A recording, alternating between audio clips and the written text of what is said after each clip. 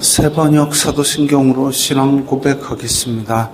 저는 전능하신 아버지 하나님 천지의 창조주를 믿습니다. 저는 그분의 유일하신 아들 우리 주 예수 그리스도를 믿습니다. 그분은 성령으로 잉태되어 동정녀 마리아에게서 나시고 본디오 빌라도에게 고난을 받아 십자가에 못 박혀 죽으시고 장사된 지 사흘 만에 죽은 자 가운데서 다시 살아나셨으며 하늘에 오르시어 전능하신 아버지 하나님 우편에 앉아 계시다가 거기로부터 살아있는 자와 죽은 자를 심판하러 오십니다. 저는 성령을 믿으며 거룩한 공교회와 성도의 교제와 죄를 용서받는 것과 몸의 부활과 영생을 믿습니다. 아멘. 거룩하신 하나님 아버지 감사합니다. 간밤에도 편히 쉬게 해주시고 새벽에 기도하는 자리에 불러주시니 감사합니다. 이 시간 저희들 마음 중심으로 주님을 경외하게 하여 주시옵소서. 예수님 이름으로 기도드리옵나이다. 아멘. 찬송가 462장입니다.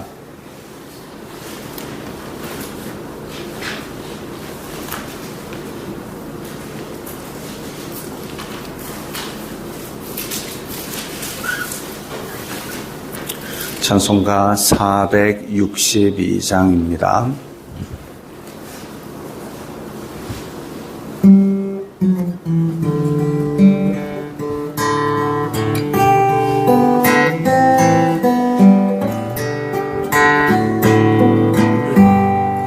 생명 진리 은혜 되신 영원하신 구세주 사람 되사 모든 인류 구원하여 주시니 영광 중에 계신 주님 크신 은혜 베푸사 사랑으로 채우시고 우리 고쳐주소서. 남 섬기며 사신 주님 우리 들고 본받고 이웃 사랑 나누면서 살아가게 하소서. 온 세상의 금은 보화 모두 주의 것이니 책임 맡은 일꾼으로 충성하게 하소서. 사랑의 주 평화의 왕 우리 중에 오셔서 모든 싸움 다 그치고 하나 되게 하소서. 지난 날의 어두움과 환난 풍파 지나고 형제 사랑 밝은 장래 이루어지게 하소서. 행진하는 주의 물이 빈부기천 없으니 한 마음으로 봉사하고 같은 주님 모시네. 우리에게 하나 되라 분부하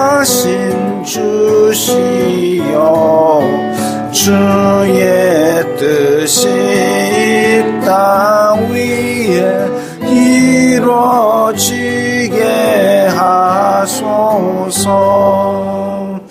아멘.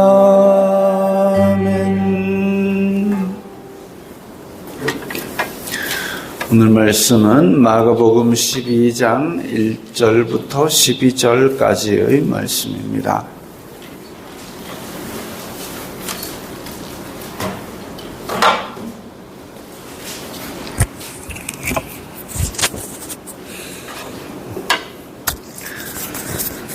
마가복음 12장 1절부터 12절까지의 말씀 함께 읽겠습니다.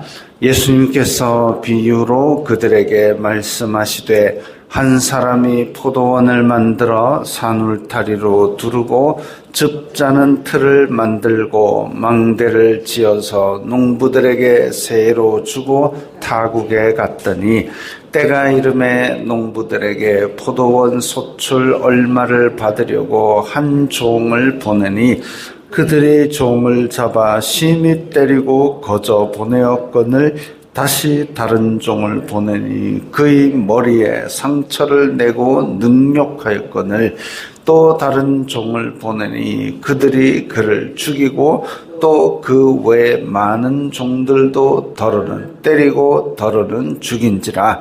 이제 한 사람이 남았으니 곧 그가 사랑하는 아들이라. 최후로 이를 보내며 이르되 내 아들은 존대하리라 하였더니 그 농부들이 서로 말하되 이는 상속자니 자 죽이자 그러면 그 유산이 우리 것이 되리라 하고 이에 잡아 죽여 포도원 밖에 내던졌느니라. 포도원 주인이 어떻게 하겠느냐 와서 그 농부들을 진멸하고 포도원을 다른 사람들에게 주리라. 너희가 성경에 건축자들이 버린 돌이 모퉁이의 머릿돌이 되었나니 이것은 주로 말미암아 된 것이요 우리 눈에 놀랍도다 함을 읽어보지도 못하였느냐 하시니라. 그들이 예수님의 이 비유가 자기들을 가리켜 말씀하심인 줄 알고 잡고자 하되 무리를 두려워하여 예수님을 두고 가니라. 아멘. 예수님께서 지금 앞에서 보면 이제 대제사장 서기관들과 논쟁을 하십니다. 지금 예수님께서 성전을 뒤집어 엎고 성전에서 돈 바꾸는 자들 또 짐승 파는 자들 다 쫓아내시고 이러니까 사실상 그것이 대제사장과 이 제사장들의 용인 속에 이루어지지 않고는 될 수 없는 일이죠. 어떻게 장사치들이 이방인의 뜰에 들어와가지고 그렇게 장사를 하겠습니까? 그건 대제사장의 수익 사업이었습니다. 아주 나쁜 짓이죠. 하나님을 팔아먹은 인간입니다. 대제사장과 이 사두개인들이. 그래가지고 이걸 뒤집어 엎으니까 이 사람들이 발끈해가지고 예수님께 묻습니다. 너 누가 이런 거 하라 그러더냐? 네 권세가 어디서 났느냐? 그렇게 물으니까 예수님께서 그러면 세례 요한의 세례가 하늘로부터냐 아니면 자기가 그냥 알아서 한 거냐? 그거 대답해 봐라.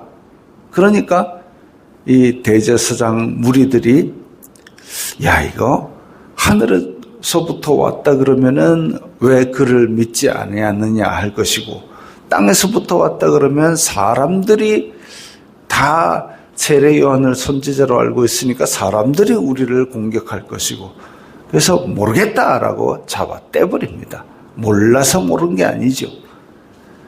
그래서 예수님께서도 나 그 얘기 안 할래 하고 비유로 다시 말씀을 하셨습니다. 이게 이제 그 사람들에게 말씀하신 비유입니다.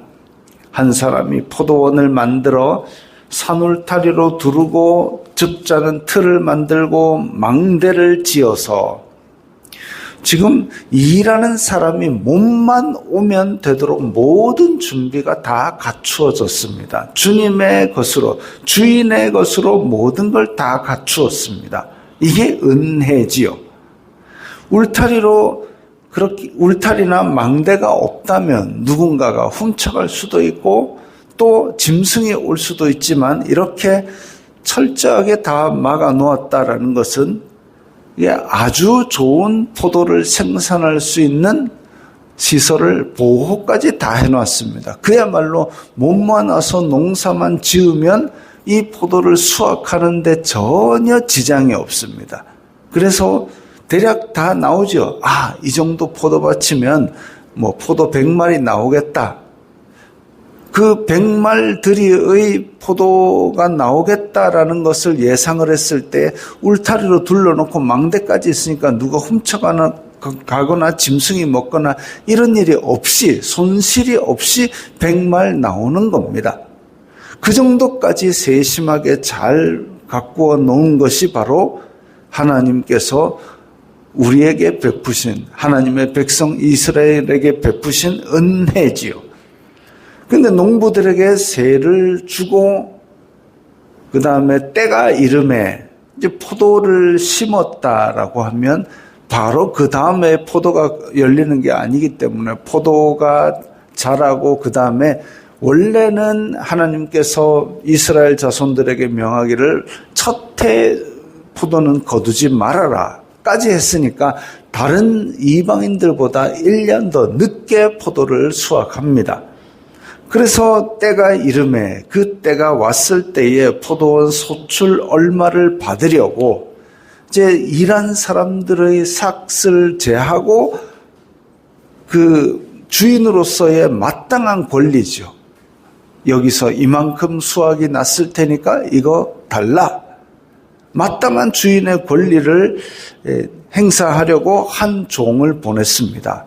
만약 이 종 그야말로 아무나 보낸 건 아니죠. 왜냐하면 이 종을 보냈을 때 이 종이 그 소출을 들고 도망가 버리면 어떡합니까? 주인이 믿을 수 있는 신실한 종을 보냈습니다. 그래서 마땅한 주인의 권리를 요구한 거죠. 지금 이까지 해서 주인이 무엇 하나 잘못하거나 부당한 것이 없습니다. 오히려 포도원에 농사를 짓도록 농부들에게 세를 준 농부들은 은혜를 입은 거지요. 자기네들이 와가지고 뭐 울타리로 막고 뭐 도둑을 막고 이런 것 전혀 없었습니다. 그냥 농사 지은 것을 이제 주인의 몫을 주면 됩니다. 근데 종을 잡아 심히 때리고 거저 보내었습니다. 이게 지금 아주 악한 짓이지요. 아주 악한 짓인데 다시 다른 종을 보내니까 머리에 상처를 내고 능욕했다. 머리라는 거는 이게 지금 종의 머리다. 이러면 거의 주인을 상징하는 그런 부위인데 일반 사람도 그냥 때리는 것보다 머리를 때리면 아주 심히 인격을 모독하는 건데 근데 종을 사명받아 온 종의 머리를 때렸다. 이거는 아주 주인을 능욕한 건데 그를 머리에 상처를 내고 능욕까지 했습니다. 사람을 좁혀놓고 그렇게 놀리기까지 했다. 이거는 아주 사악한 그야말로 실수로 한 것이 아닌 거지요. 또 다른 종은 죽여버렸습니다. 그리고 그 외에 많은 종들을 때리고 죽이고 아주 사악한 농부들이죠. 자기네들이 은혜를 입었음에도 불구하고 마땅히 요구할 주인의 권리를 아예 무시하고 자기네들의 이익을 위해서 지금 종들을 죽이고 능욕하고 이랬습니다. 이 끔찍한 범죄를 저지른 거죠. 이제 한 사람이 남았으니 곧 그가 사랑하는 아들이라. 참 종을 계속 보내는 것도 주인이 오래 참아준 건데 근데 마지막 사랑하는 아들, 내 아들은 존대하리라. 이게 만약 일반 사람 같으면 종을 때리고 능욕하고 그 다음에 죽였다 이랬을 때 그야말로 이게 뭐 경찰에 신고하든지 아니면 내 군대를 끌고 가든지 그렇게 했을 텐데 설마 내 아들은 존중하겠지라고 그렇게 아들을 보냅니다. 근데 이 사악한 인간들이 아들도 존중할 리가 없죠. 서로 말하되 이는 상속자니 자 죽이자. 죄는 커지고 깊어지고 그 농부들 죄인들끼리 논의하면 더 악한 꾀가 나올 수밖에 없습니다. 사악한 거죠. 악한 자들끼리 모여서 논의를 하니까 더 악한 꾀가 나와가지고 상속자니 자 죽이자 이까지 나왔습니다. 이건 아주 사악한 인간들이죠. 자기네들의 이익을 위해서 자기네들이 더 큰 죄를 함께 공모를 합니다. 그러면 그 유산이 우리 것이 되리라. 결국은 자기네들의 탐욕으로 끔찍한 죄를 저지르는 거죠. 이에 잡아 죽여 포도원 밖에 내던졌느니라. 최소한의 존대도 없고 최소한의 존중도 없는 겁니다. 머리에 상처를 내고 능욕하는 것보다 더 심한 죄를 짓는 것이 이 죽여가지고 아무데나 내던지는 겁니다. 이건 가장 모욕적인 죽음이죠.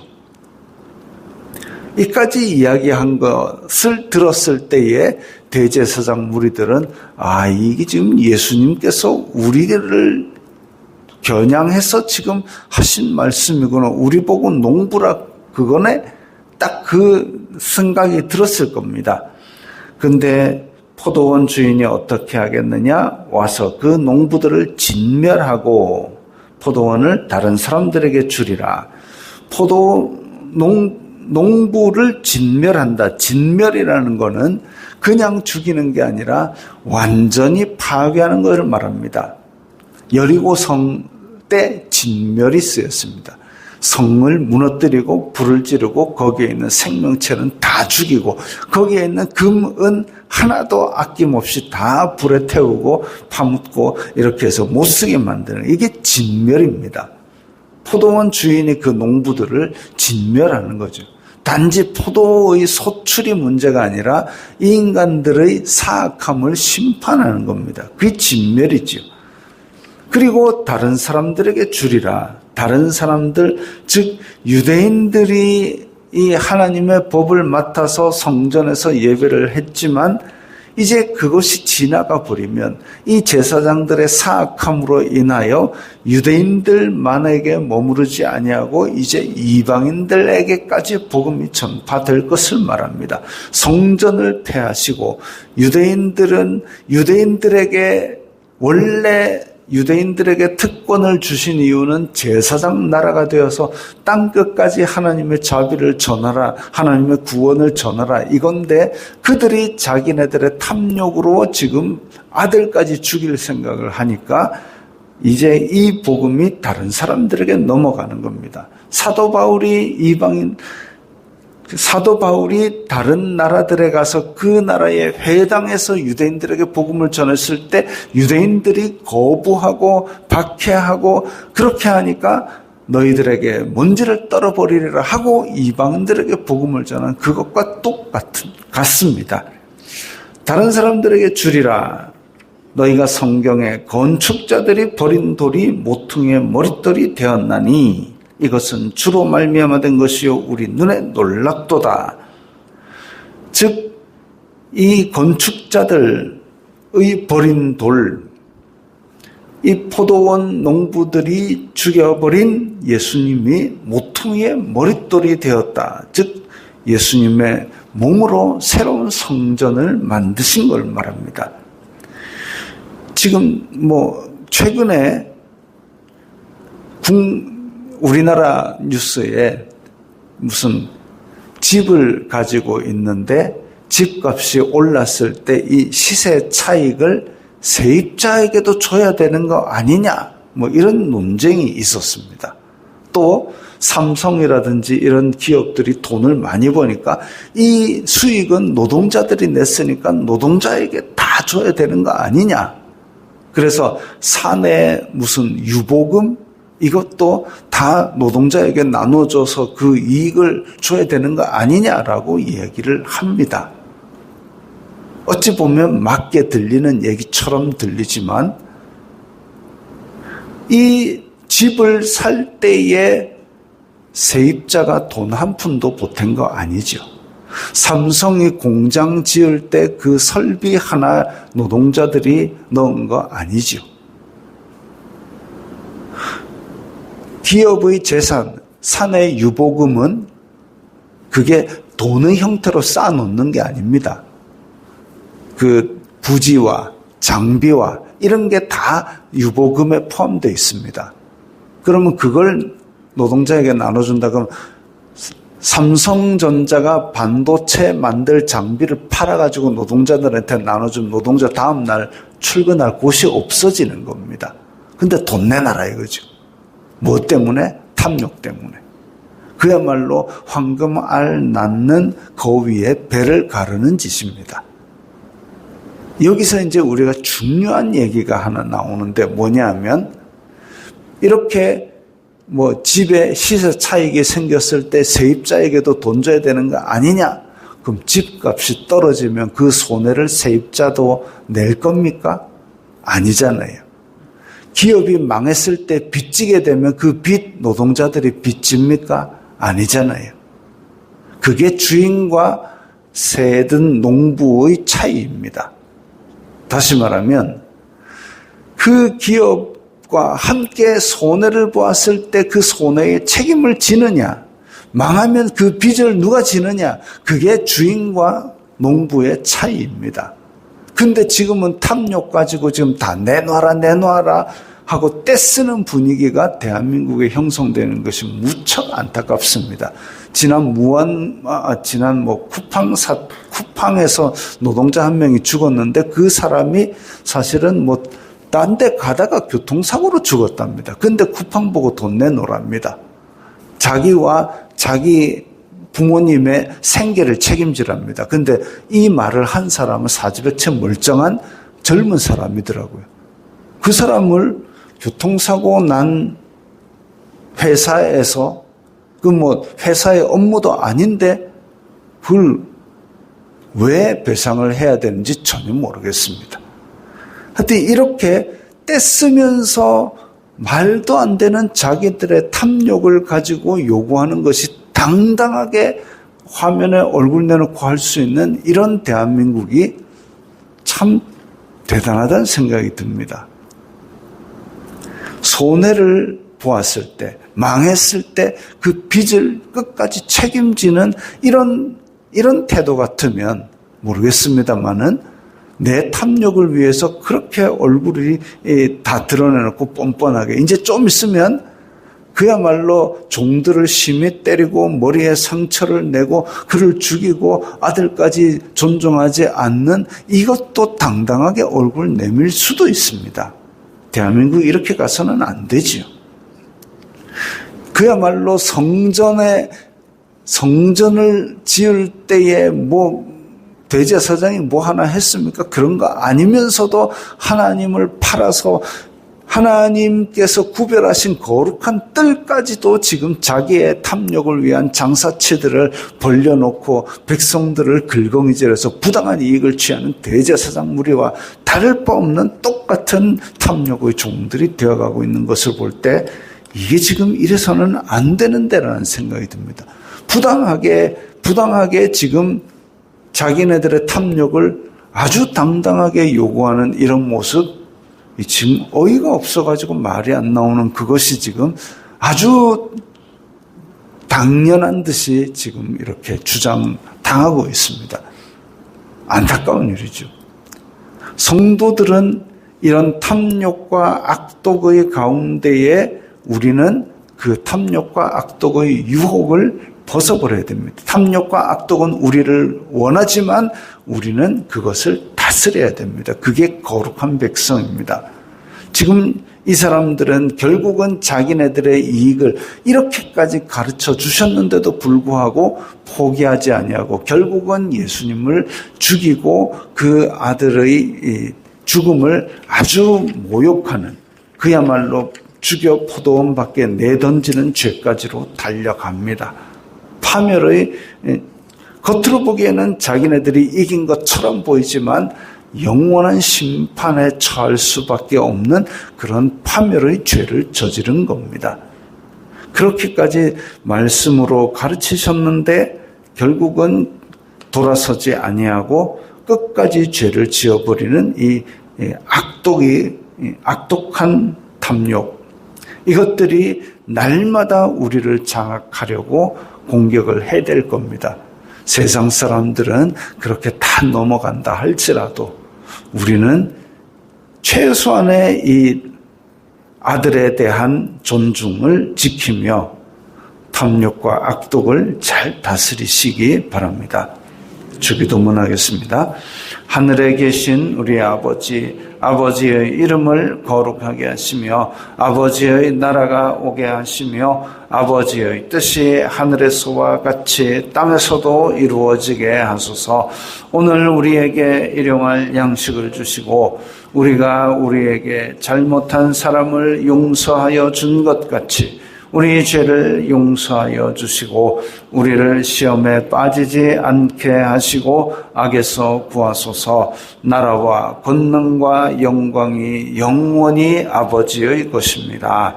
아멘.